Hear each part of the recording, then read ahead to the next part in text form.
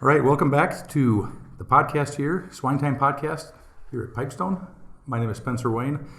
I've got a guest today with me here, Dr. Cameron Schmitt, who's going to talk to us about flu. Cameron, why don't you start out by just telling us a little bit about yourself? Yep, I'm a veterinarian here at Pipestone. I have been with the practice since 2002. Guess that makes me one of the older guys. Live in Iowa and see pigs all over the upper Midwest. Okay, good deal. You're my bugs and drugs guy. When I think about our group, who do I call when I want to find out, is this bacteria sensitive to this antibiotic, or how does this work, or which virus works this way? It's you. Would you claim that mantle? Well, I appreciate that, but I'm kind of a bug and drug guy. I've been around pigs my whole life. Did my master's in microbiology, and so I appreciate that, but it's there's a lot of smart people out there. Sure. And you went to Iowa State, so Yep. You come by it naturally then. You're That's really right. good at that stuff. Yep. We didn't learn that in Minnesota. All right. So for flu, I don't know where to maybe start on it, except, people are familiar with it. We're familiar with flu in humans. Hog farmers know there's pigs and flu, and we all remember swine flu, the episode from a few years back that devastated our industry for a while. What is the impact of flu now, in maybe at the sow farm, and then describe it at the growing pig level? What are we dealing with? Yep, flu really is an endemic virus of pigs, people, and fowl. And periodically it will jump between species. Generally, our swine isolates like to stay in pigs. Generally, our human isolates like to stay in humans. And generally, the poultry isolates like to stay in poultry. But they can periodically jump species, like the pandemic flu from 2009 was a swine origin virus that hopped into the human population. If you recall, generally in pigs, flu is a respiratory virus. It infects the cells that line the trachea, the bronchi, and causes variable levels of damage. Some viruses more severe than others.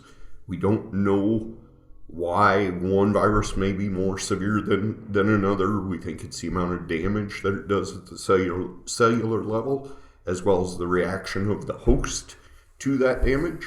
All are part of the process of the infection, but still a ton to be learned. Okay. So one thing that I know people have on their minds is, can I get it from pigs and vice versa? You said yes, but not generally. And I think I've seen it happen a few times. It happens. True? It does. But like I said, generally our viruses and bacteria, whether it's flu or others, they tend to be host specific.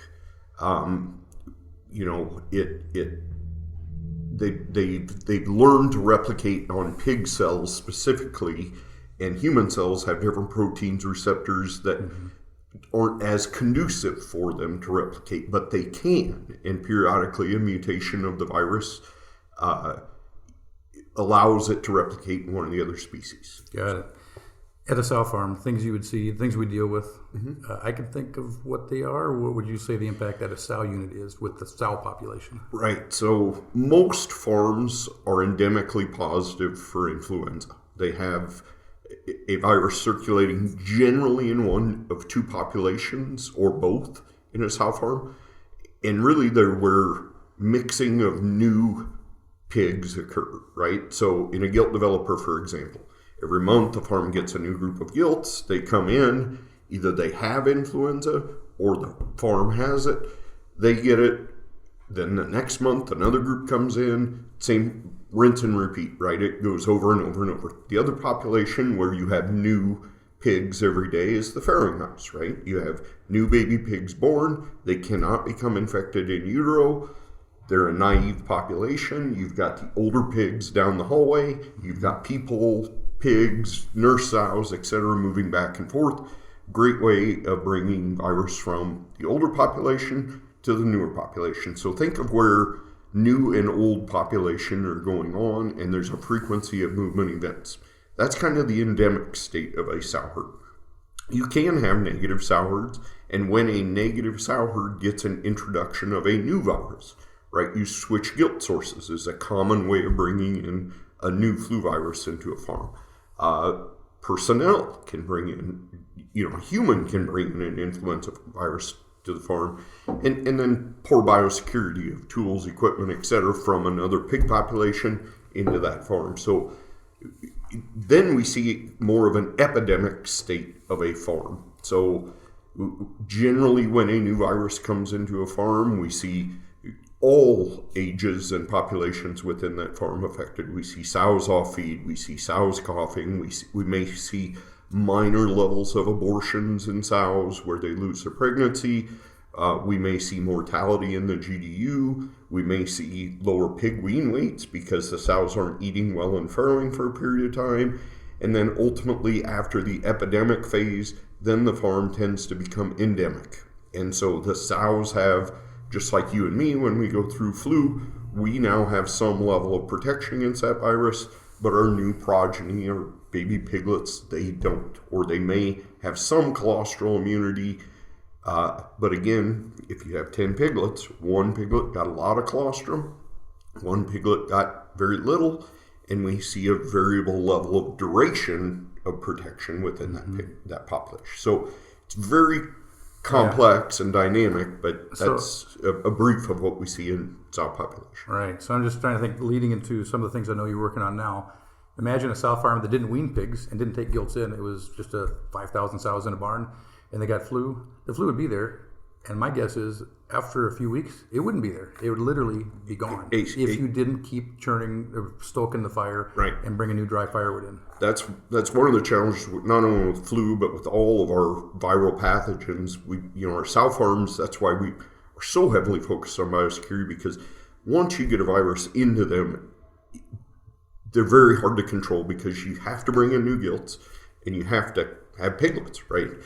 In a static population, more of like a finisher barn, for example, a single site where you filled with 1 week's worth of production, they get hit with flu, you'll observe clinical signs for 7, 10, 14, even down to 21 days, depending on the virus and how long it lingers.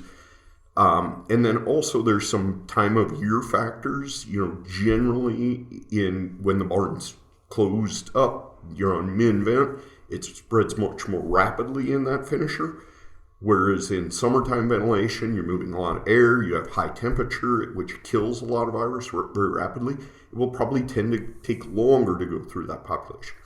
The data, though, would say you can still detect, even in a static population, flu virus by the time it infects the first pig until the last pig clears it, can be upwards of 70 days. In a static finishing population. So 70 now days. 70 days. And so granted, the bulk of the epidemic is over, but the few lingering pigs that didn't see it initially as it trickles and trickles and trickles can last quite a while. Yep. But generally the bulk of that population is going to become infected within that first week, 10 days, and you'll see that big epidemic explosion in barn. So you're always churning the sow farm, and when you churn the sow farm, you probably end up kicking out pigs carrying virus at some frequency. So all our shareholders, anybody buying wean pigs or taking wean pigs in, would be taking, at some frequency, taking flu into their barn. So there's a flu early in the pig's life that they got to go through. Yep. And let's say 70 days later, it's gone, maybe. Well, depending on other stuff. So again, a lot of stuff we still don't know and are trying to learn, but these piglets, what we're finding in the farrowing house, they'll be infected somewhere around day 8 or day 10 of life. A significant portion of that population will go through the infectious process in mid and late farrowing, so from day 10 to day 21 when they're weaned. But then you have the confounder of maternal antibody, right? So some pigs, albeit they get infected, but they have protection. Well, then once that pig is weaned for 3 days, for example, that individual's protection finally wears off, then he can go through the infection process. And that little roll from day 10 until approximately 10 days post-weaning, you've got active infection spreading, you've got waning maternal antibody, and you have rising individual pig where they've made their own immune response. So it's a big mismatch of those dynamics that we think we're starting to understand, but it definitely is very frustrating. Right. Clinically, what we observe usually is a mild level of coughing, and depending on transport, how long they were transported, how stressful the transport event was, how good the environment is that they arrive into, we see out of the same farm, we may see one group that's severely impacted. We may see the next group where, they coughed for a couple of days, but really wasn't that big of a deal. We don't know all the reasons why, the variability that we see. Mm-hmm. But generally, flu at peri-weaning, or from the farrowing house to the nursery or finisher, the big challenge with it is the fallout pigs, the non-starting, they just don't want to eat. And we know early feed intake is very important for lifetime performance and gut health.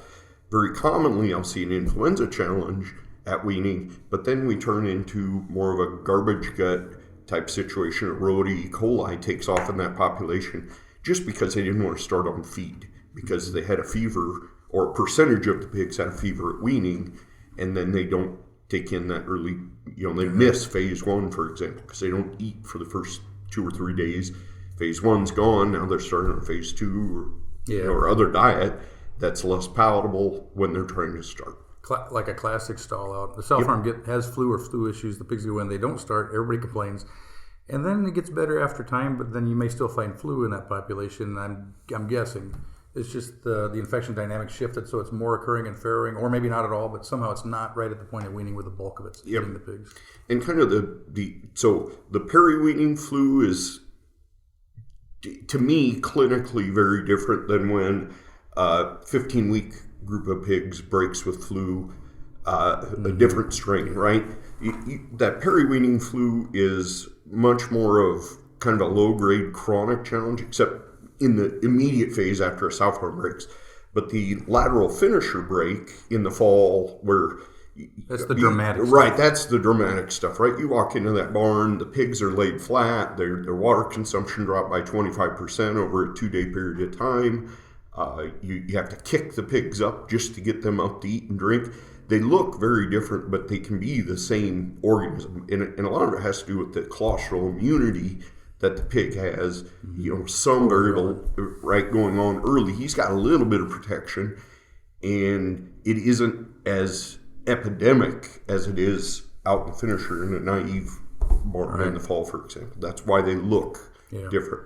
Okay, so we've described all the dynamics, I think, as much as we can, really, for how people see flu. Here's the stuff in the sow unit, here's what wean pigs look like with flu, and then out of the blue, as you're getting your loads topped out of the barn, like it comes in and a bunch of pigs get ulcers, they start dying, and you're going nuts. And one last confounder is there also PRRS, which seems to make it way worse. True? Right. That'd be definitely true. Co-infections are the next dilemma for a swine veterinarian. We like to think in these sterile environments, but it usually, when a lot of pigs die, it's a co-infection, right? You've got PRRS and flu, you've got PRRS mycoplasma and flu, you've got flu plus Rota plus E. coli, add some strep. I mean, usually we're looking at mixed infections to really kill a lot of pigs. Usually singular infections are much more mild. Yeah. Okay. So now that you've described, like we went through flu 101, so we got that down, and I think producers would say, I think that's what I see, and the vets listening would say, yep, that's right, and I think we hit it all. Mr. Smart Guy, what are we doing? You've led our team here on addressing this question of how do you manage flu, and I got a lot of questions. Can you keep flu out? Any day you buy gilts, are you buying flu in? How do you keep it from getting in the unit? Can we eliminate it? We're trying to learn, so I wouldn't say we have all this figured out by any means, but a lot of our farms have a wean to finish gilt developer on farm, meaning every 4 to 6 weeks or 8 weeks, we get a new batch of just weaned 12-pound gilts in. A lot of our upstream multipliers are positive for flu, right? The same dynamic that I was talking about. So at the sow unit level, the sow unit will actually push flu out with every load of weaned gilts it makes. That's right. And so a lot of our farms receive a flu positive gilt in, and that's just the nature of where the industry is right now, right? We've learned how to control PRRS, we've learned how to control Mycoplasma, PED, and the other. Flu is this one that is still very frustrating. And it's very commonplace in the U.S. Flu is not one of those diseases that historically has been, I have to, from PIC or multiplier company X, that has to be flu negative. That has not been the bar that arguably should be set, or we need to rethink that. And partly because flu is so difficult to get out of a sow farm. If you said, I'm only going to buy flu negative or naive gilts from multiplication, there's not enough multipliers out there, right, to supply the U.S. So there's several reasons why flu hasn't been eradicated. But then the challenge is, so now we receive these gilts into our GDUs. What we're working on in our filtered GDUs, where we have a hotel-style gilt developer, meaning individual rooms for different ages of gilts as they develop, where we have extended the quarantine period. Like I said before, it can circulate in that population for up to 70 days, whereas historically we've quarantined our gilts for 3 weeks with a strict shower in, shower out. We've got an airtight quarantine space. We now have extended that out to 70 days to allow the last vestige of influenza to die out in that population before then we allow traffic in the sow farm in and out of that space. So that's one new control valve that we're learning on. Is it long enough? Are we doing it correctly? Right. Is there so much flu put out, even in a filter farm, it overwhelms the filters? All of those things we still don't know, but that's our starting point. So extended quarantine of our incoming gilt population. Now on farms that don't have... I'm going to frame it up, I think, what you're saying. So our farms we got wean gilt deliveries. They come in every month, so we get little baby weaners. And with some certainty, you're always bringing in influenza with these wean pigs coming in. Yep.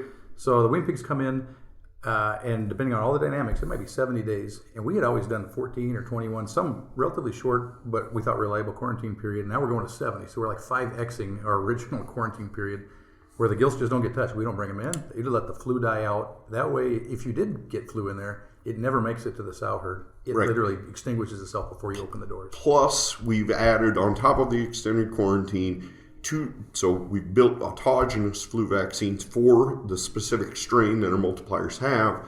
We're also vaccinating our gilts at 7 and 21 days after arrival to augment their immunity to try and get that 70 days shorter and just reduce the volume of virus circulating in really that nursery room, grower room, basically where we've begun the quarantine, the extended quarantine on these farms. Now, not all farms are built to be able to do that, right? We've got several farms with just a single quarantine space and then one large multi-group airspace. Well, in those farms, I can't quarantine for 70 days because I can't get a large enough group into that to last the farm for 70 days.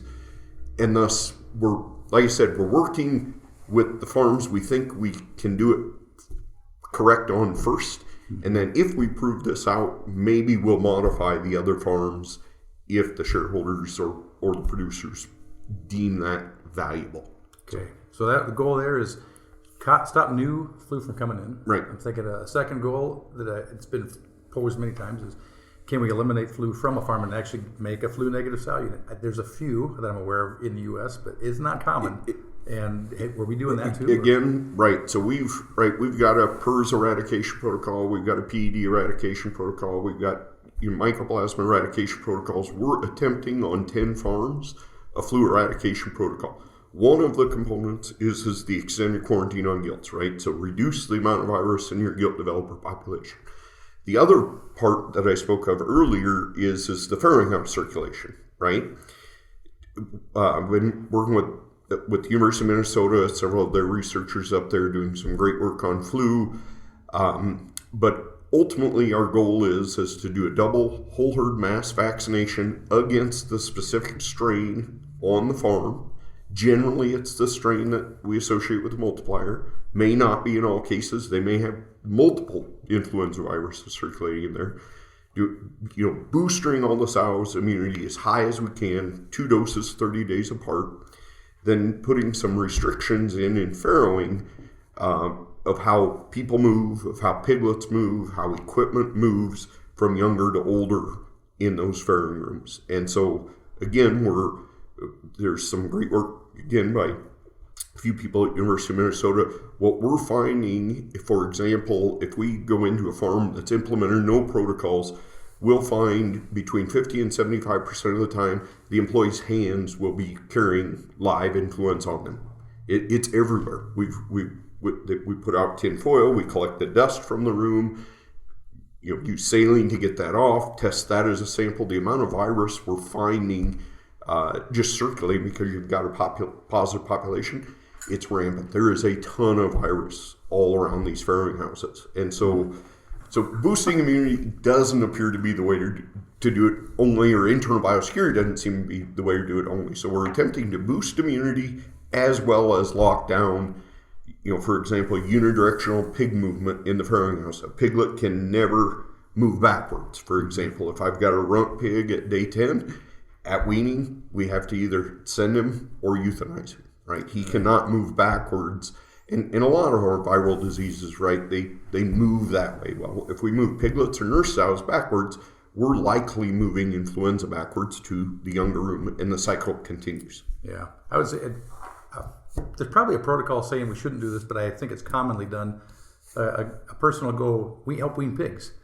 And if that's where the virus is actively circulating, they come back totally coated, and they say, hey, I need you to go back and help me process pigs. That person may walk right back into a farm room and start clipping teeth or clipping tails and giving iron shots and whatever. And they, well, you're circulating it perfectly there. So it's cutting off that behavior, and finding it, addressing it, trying to reduce all that. Right. That'd be one piece. The immunity part is, just to make it clear, this isn't the commercial vaccine that's kind of got a few strains. This is a very specific vaccine to the very specific virus you have on your farm. Correct. And you're pounding that immunity twice to drive it up, meanwhile being really careful, meanwhile handling this gilt inflow thing, and in the end, did we actually get rid of our virus? That's the question, right? That's what we're in process of learning right now. We've rolled this out and implemented it at 10 farms.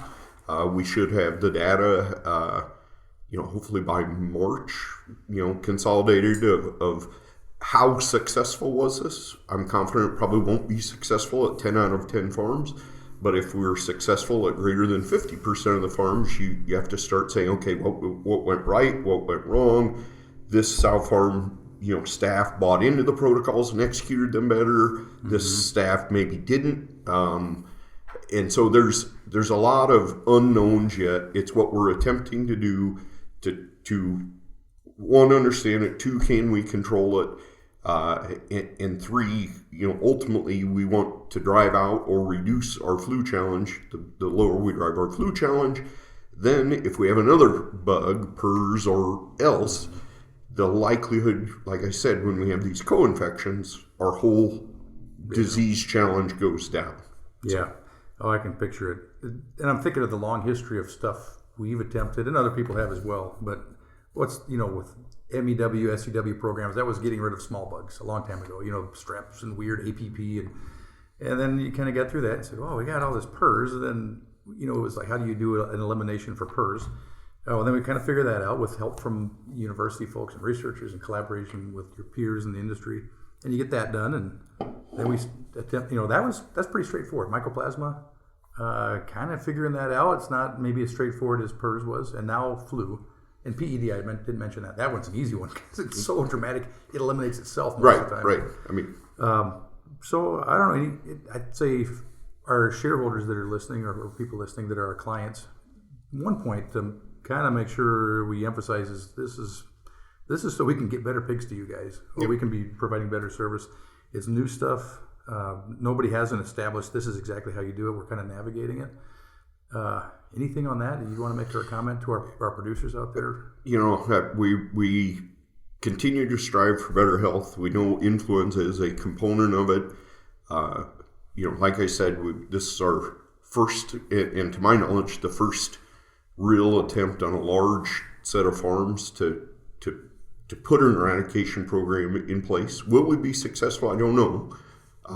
But that, and if we aren't, we'll try and learn and do it again. It definitely is a big enough problem where as we look, forward, right, antibiotics are not going to become more widespread use, right? If anything, they're going to be reduced in use as far as what the consumer is asking for and the packers are asking for. Our PRRS challenge never seems to get more mild.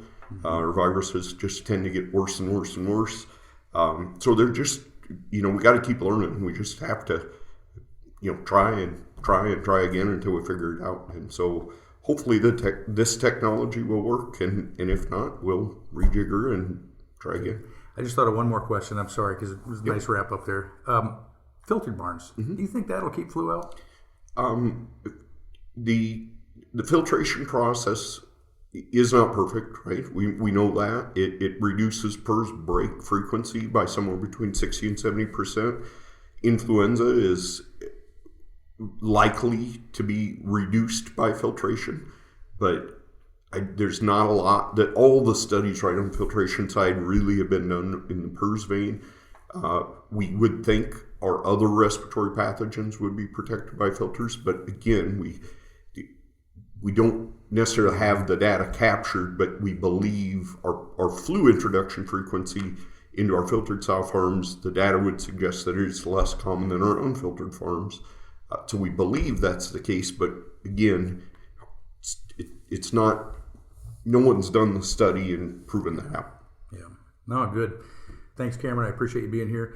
If anybody listening to this or watching this has got questions, I know within our group, any of the veterinarians that you would be associated with or know would have some insight into what's going on with what Cameron's described.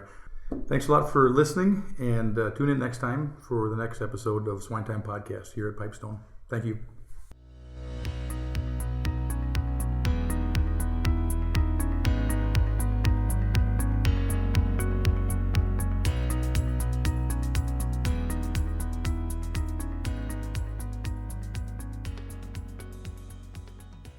SwineTime Podcast was created for the pork industry and individual pork producers around the country. Hosted by Dr. Spencer Wayne with the Pipestone Veterinary Services, the podcast contains pork industry news, advancements in animal care, and how to enhance your productivity. Monthly podcasts are available on Spotify, Google Music, iTunes, Anchor, and on www.pipestone.com.